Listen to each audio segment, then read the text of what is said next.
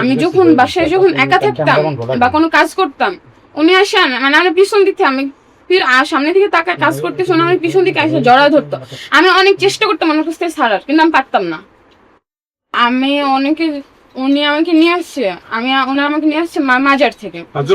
আমার নাম বলো মামুন ভাইয়ের মা নিয়ে আসছে আমাকে মাজার থেকে। আমি মাজার থেকে আমার নিয়ে আসছে, আমি মাজার বসে কান্না করতেছিলাম। বাসা থেকে আমার সতাম্মু দাদির কাছে, ছোটবেলা আম্মু মারা গেছে, দাদির কাছে বড় হয়েছি, দাদি মারা যাওয়ার পর আম্মুর কাছে আসছি 1.5 বছর। আম্মু আমার অনেক জ্বালাইছে, আমি এগুলো সহ্য করতে পারিনি। তখন বের হয়ে যখন চলে আসছি মাজার এসে কান্না করছি। কান্না করতে উনিকে গিয়েছিল সেদিন মামুন ভাইয়ের লগে ঝগড়া করার আমি যখন কান্না করতেছি, উনি আমার দেখে ওনার নাকি মায়া লাগছে। মায়া যখন লাগছে আমার বলতেছে তোমার কি হয়েছে, তুমি এখানে কান্না করতেছো কেন? আমি ওনার সবকিছু বলছি, ঘটনা খুললাম। পরে বলে আচ্ছা ঠিক আছে, তাহলে তুমি আমার বাসায় চলো, আমি তোমার বাসায় নিয়ে যাই, তুমি আমার মেয়ে হিসাবে থাকবে। আমরা জিজ্ঞেস তুমি কতদূর পর্যন্ত পড়াশোনা করছো? আমি ক্লাস 9 পর্যন্ত পড়াশোনা করছি। বলছো তোমার আমি একটা ভালো স্কুলে ভর্তি করায় দিবে।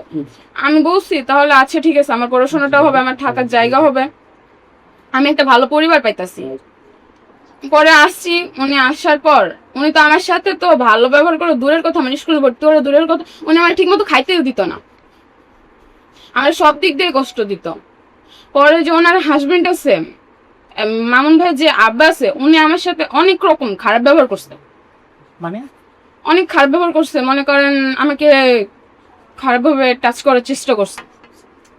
আচ্ছা, আমি এই ঘটনাগুলো কিন্তু মামুন ভাইয়ের মায়েরা জানাইছি। আর একদিন রাত্রে আমি আর মামুন ভাইয়ের মা একসাথে ঘুমাইতেছি, ঘুমানোর পর উনি মামুন ভাইয়ের আব্বা এসে আমার মুখে হাত দিছে। আমি কিন্তু জায়গায় গেছি, একটা ঘুমান্ত মানুষকে যদি কেউ টাচ করে মানুষটা জাগবে। আমি জায়গায় যাওয়ার পর আমি কিন্তু মা বলে ডাক দিছি, মামুন ভাইয়ের মাকে কিন্তু মা বলে ডাক দিছি। উনি সজাগ ছিল, তারপর কোনো উত্তর দেয় নাই। পরে আমি যখন জোরে একটা চিৎকার দিছি, মামুন ভাই বলে যখন জোরে একটা চিৎকার দিছি, তখন উনি আমাকে ছাড়ছে। পরে আরেকদিন ওনারা গেছিল যমুনাতে বাসার অ্যাডভান্স দিতে, সেদিনও উনি আমার সাথে খারাপ ব্যবহার করছে। পাশের বাসার সামনেকার বাসার একজন আসা পরে বলতেছে এখান থেকে আমি জোরে চিৎকার মারছি, চিৎকারের শব্দ পাওয়া যায়, কয় কিছু না, এখানে কিছুই হয় নাই। তারপরে ওনারা আমাকে বিভিন্নভাবে, আমি যদি বলছি যে আমি এগুলো বলবো, ওনাকে যদি বলছি যে আমি এগুলো কিন্তু মিডিয়াতে বলবো, উনি আমার মেরে ফেলার হুমকি দিছে। মামুন ভাইয়ের বাপে আচ্ছা যে আমার মেরে ফেলবে, তুমি যদি এগুলো বলো তাহলে তোমার মেরে ফেলবো। শুধু কি ব্যাগটা আছে নাকি আরো অনেক কিছু আছে? আমাকে জোর করার চেষ্টা করছে। কি জোর করার চেষ্টা করেছে আপনি? একটু বিস্তারিত খুলে বলেন তো। মানে আপনি আপনাকে কি রেপ করার চেষ্টা করছেন? হ্যাঁ, সেটা আপনি বলেন, সেটা পুরোটা বলেন। মামুনের বাবা নাকি করতে বলেন যে আপনার নাম কি, আপনার বয়স কত কি বলেন? আমার নাম মোসাম্মদ সঞ্জিদা খাতুন, আমার বয়স 16। আচ্ছা, তো মামুনের বাবা যখনই বাড়িতে আপনি একা থাকতেন তখন কি করতেন একটু বলেন। আমি যখন বাসায় যখন একা থাকতাম বা কোনো কাজ করতাম, উনি আসেন মানে আমার পিছন দিক থেকে আমি সামনে থেকে তাকায় কাজ করতেছি, উনি আমার পিছন দিকে এসে জড়া ধরতো।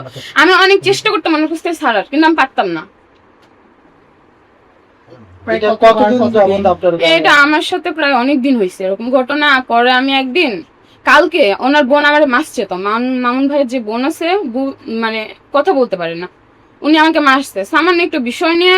রুটি ঠান্ডা হয়ে গেছে, আমি রুটি আগে বানাইছি, রুটি ঠান্ডা হয়ে গেছে। এই বিষয়টা নিয়ে কেউ কাউকে মারে, এই বিষয়টা নিয়ে আমারে মারছে। মারার পর আমি কিন্তু মানে কোনো রকমে বাসা থেকে বের হয়ে আসছি।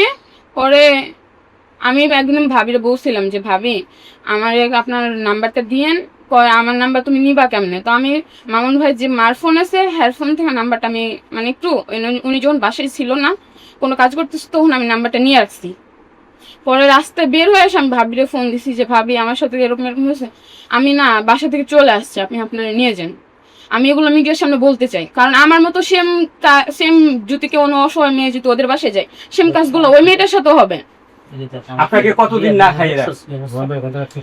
আমি প্রায় অনেক দিন না খেয়ে রাখছি। মাঝে মাঝে সেরকম তো না, আমার খাওয়ার ফটো দিত। আচ্ছা, আপনি যে অভিযোগগুলো করলেন তার সত্যতা কি প্রমাণ করতে পারবেন? হ্যাঁ, কিভাবে করবেন? ও এটা কিভাবে করবে ভাইয়া? এটা তো ধরেন একজনের নামে একজন একটা কথা বলতেই পারে।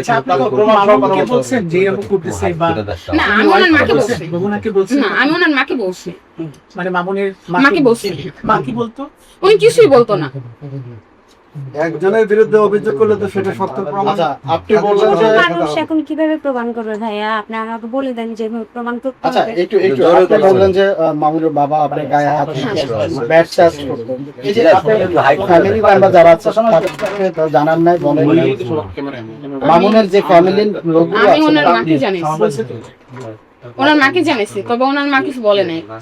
আচ্ছা মোহনা, এই ঘটনাটা ওনার সাথে যে ঘটেছে এটা কি মামুনের সাথে আপনার বিয়ের পরে ঘটেছে না বিয়ের আগে? হ্যাঁ, ও তো আমাদের বিয়ের পরেই আসছে। ওকে বিয়ের পরে আমার শাশুড়ি মাঝার থেকে নিয়ে আসছে। উনি একদিন গিয়েছিল, তারপর ওখানে ওকে পেয়েছে। কোন মাদারে জানিয়ে আসছে? কোন মাঝে? মিরপুর শাহালি।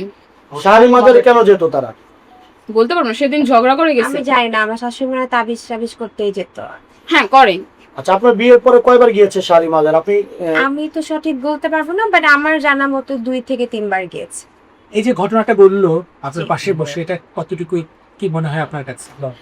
আমি আসলে, ও কখনো আমাকে কমপ্লেন করে নাই, বাট কালকে এসে বলতেছে যে ভাবি এই অবস্থা, আমাকে উনি অনেক ব্যাড টাচ করতেছে, আমি এটা আপনার কাছে ইয়ে করতে চাই, আপনাকে আমার সেফ মনে হইতেছে, আমি আপনার কাছে থাকতে চাই। আপনি একটু জোরে তো বলেন। হ্যাঁ, ওনার বাবার এরকম অভ্যাস আছে, ওনার বাবা বিয়েও করেছে 2-3টা, সো ওদের ফ্যামিলি এরকম, আমি যতটুকু জানি।